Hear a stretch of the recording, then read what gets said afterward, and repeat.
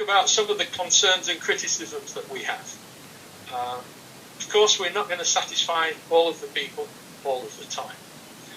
There are some who don't like or don't accept this idea of the harmonized approach to the Annex SL, the harmonized approach to the management system standards.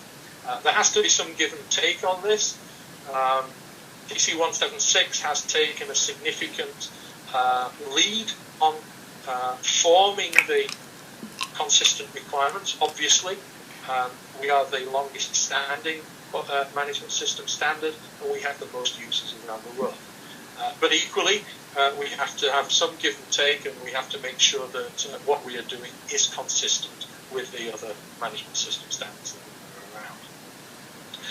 We've heard concerns that some of the requirements are being watered down, that by trying to make sure the standard is more generic, we are actually making it more abstract and reducing the level of requirements to give confidence to interested parties that the needs and expectations are being met. Specifically, things like design and development and calibration, but there are others, and Working Group 24 will be looking very, very carefully at that in their upcoming work.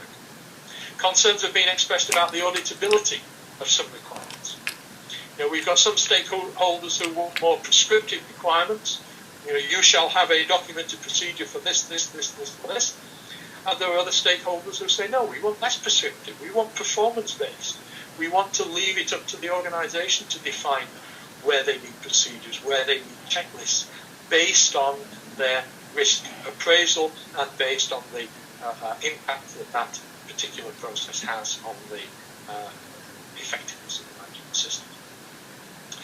Some ambiguous, inconsistent terminology in the committee draft that's been pointed out to us, things like outputs, outcomes, where applicable, where available, and so on, and we'll be looking at that. The introduction of the concept of relevant interested parties gives some people heartburn.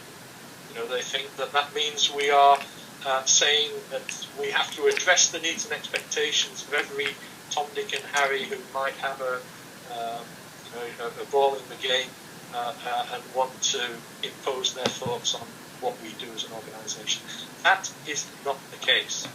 Obviously, different organisations will have different interested parties, depending on the context.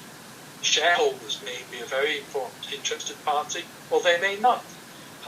The workforce, depending on the environment and the work environment and the socio-economic environment in which the organisation is operating, may be relevant and maybe not to the quality management system. But the prime focus will continue to be on the customer. That elimination of the terms preventive action management representative and quality manual, we'll be looking very carefully at that. Is it a good thing? Is it a bad thing? What's the level of appetite to do away with those things? And I would say the one that causes me most concern is that I've heard a number of criticisms that the new clause structure of the Annex SL means that we risk losing the process approach.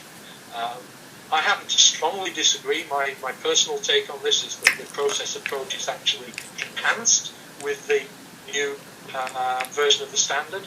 And I'd like to just take a couple of minutes. I know we're over time, but just a couple of minutes to show you why. Most of you are very familiar with this old diagram, figure 1 from the current version of ISO 9001. The core business of the organisation is the one I just highlighted there. It's taking customer requirements, starting with requirements of customers or the relevant interested parties, such as regulatory bodies, taking those inputs, doing what the organisation does, transforming that into outputs, goods and services that is then delivered to the customer. The new standard talks about looking at the customers, relevant interested parties, the context of the organisation, and based on that, defining the boundaries for the management system, quality management system, and requiring a process approach to the way the organisation manages its business.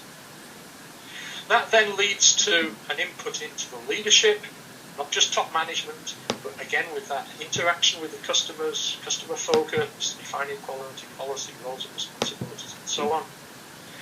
Feeding into planning, looking at risks, not risk management, not formal risk management, but what we call risk-based thinking, objectives, change planning, thinking about the support processes, the infrastructure that's needed, then carrying out the operations, performance evaluation, in interacting again with the customer satisfaction, and using all of that to feedback and promote continual improvement in the management system.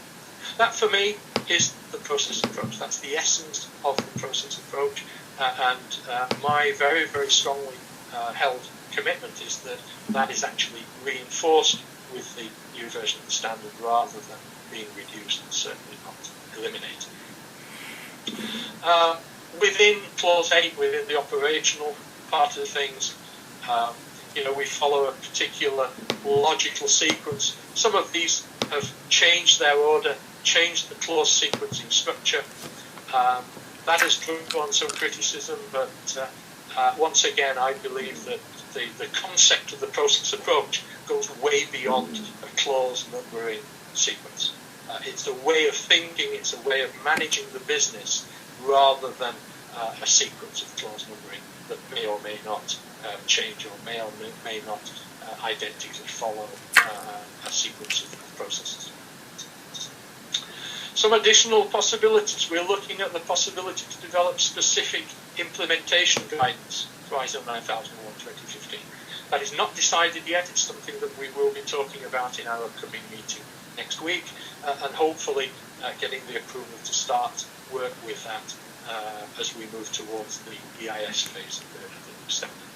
I personally believe that will be useful. I think it will give us some flexibility to help people to understand the intent behind the clause rather than just the words of the clause themselves. That could include generic implementation guidance, possibly to be numbered as ISO 9002, not to be confused with the old 9002, of course, but to be in line with things like the OSHA 18001 requirements, OSHA 18002 implementation guidance. We'll be updating the guidance for small businesses. We're looking at, and again, this is absolutely not decided, possibility to have some implementation guidance for the service sector.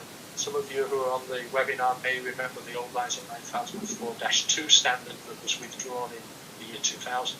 That for me was a very good standard and very, very useful in understanding the implications of service organisations. Equally, we can look at sector guidance, and that may be one possible way to address some of the concerns that the automotive sector has been expressing to us. Transition. The scheduled publication date is September 2015. Hot off the press, last week and the week before, ISO Casco and the IAF had their plenaries out in Asia. They've both endorsed the 3-year transition period for ISO 9001:2015. That means there will be a period of adaptation, coexistence beyond September 2015 until September 2018 for organisations to continue, if they wish, to be certified to the 2008 version of the standard. But we are strongly encouraging all organisations to start the transition as soon as the DIS is published, which we expect in the middle of next year.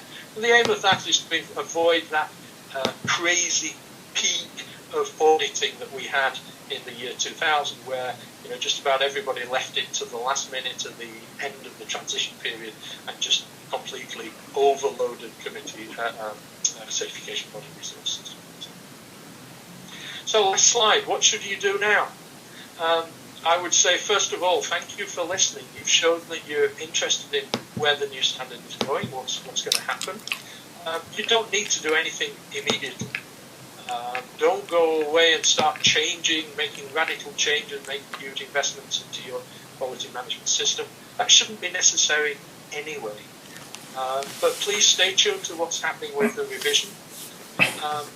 I would say start risk-based thinking about what's important to you within your organization, within your context, in order for you to achieve the objectives of the quality management system, which should always be how do you provide consistent, conforming product to your customers, and at the same time, obviously, achieve your own organization objectives. We have a lot of very rich information available on the ISO website. Without being too sophisticated about it, if you open the ISO homepage and go to the bottom left-hand corner, you will find a whole section there on the ISO management system standards, and particularly about ISO 9001. Our working group 23, communications and product support, will be providing periodic updates. We will continue to make information available via the official ISO national standards body channels. For those of you in the US, that means ANSI. In the UK, British Standards Institution, and so on.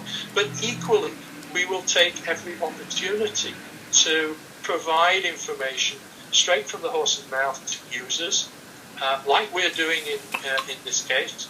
I was invited by DNV to make this presentation. I thank them for that. It does give me an opportunity to reach a whole number of important users of our standard, and we will continue to do that. Not for profit, absolutely not for profit. I think when you stand up, you will see I am receiving a professional fee for making this presentation.